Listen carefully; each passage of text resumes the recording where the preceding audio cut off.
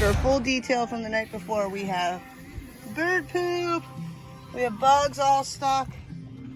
This would usually take us about another hour to clean with harsh chemicals.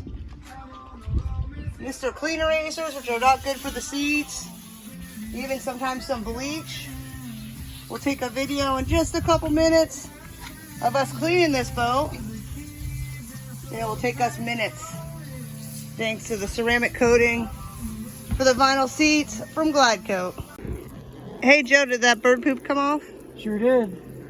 What'd you have to do to get it off? I just sprayed it with a hose. Otherwise, it probably took a half hour scrubbing this all down.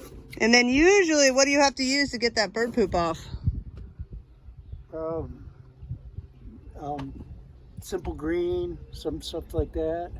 And then a Mr. Clean eraser and Correct. lots of stuff that actually damage the seat over time. Yes, sir. Look how awesome that is.